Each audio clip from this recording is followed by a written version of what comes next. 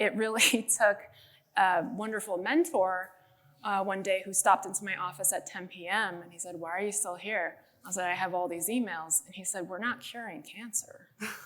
If you leave 5 unread emails, it'll be there tomorrow." Was there a time when maybe you were in a work environment that didn't seem that positive? Were you in a situation like that, and how did you overcome it? What kind of changes did you make? I have seen all kinds of work dynamics. We were in a meeting, partners were in a meeting discussing promotion of a potential employee. And one of the partners said, "I just don't think she looks like a leader." And I could tell based on my personal life experience, based on experiences in that company, that it wasn't based on the merit of her work, but based on other things. In that moment, I had 2 choices. I could stay quiet or I could say something. And I had made the mistake of staying quiet too many times before. So I started listing all of the performance attributes that this employee demonstrated, the significant goals and gains that she had secured for our firm. And I don't know if that was what made the difference or if it was something else, but the fact that I said something to try to pinpoint to everyone else in that room what was actually going on made me at least feel like I was doing my job, showing up as a colleague as well as a leader. Sometimes it just takes a little bit of your own experience and advocating on someone's behalf. Actually, Indeed is doing a study of working well-being, the factors that go into it. And, inclusion and belonging in the study, they're huge. In your opinion, how do we ensure that this even happens? How do we ensure that people feel this when they go into their workplace? I think it's changing, but I think it's really important to retrain leaders. What the workforce values right now is very different than what it valued 10, 20 years ago. And slowly but surely, major corporations, major law firms are catching up to the fact that if you want to stay at the top of your game, you need the best talent.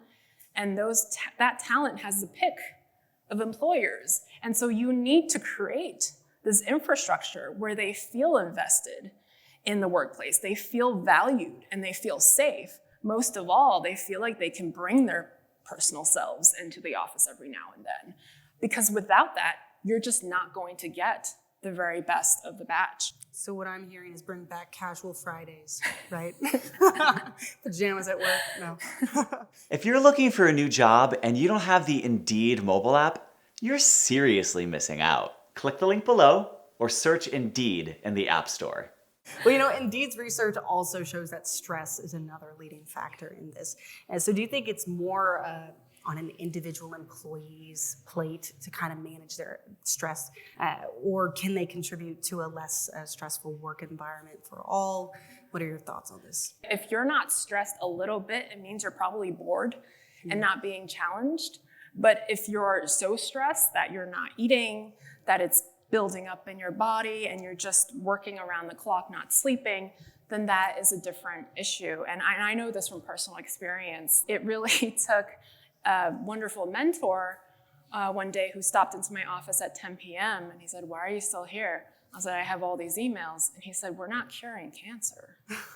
If you leave 5 unread emails, it'll be there tomorrow."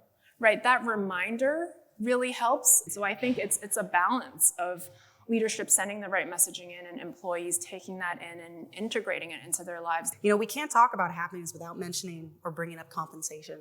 That goes along with it, for sure. And for many workers, negotiating their pay can be stressful, doesn't bring happiness because, it's very intimidating to go in and say, "Hey, look, I think I'm worth more."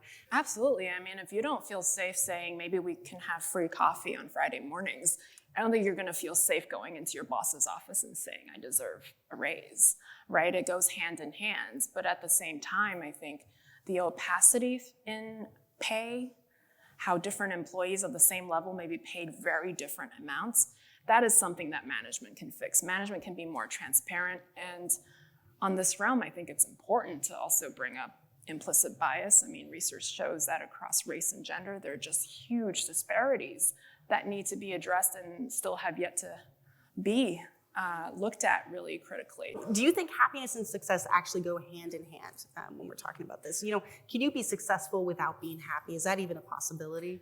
I do think it goes hand in hand, but that said, I don't think of success as a destination.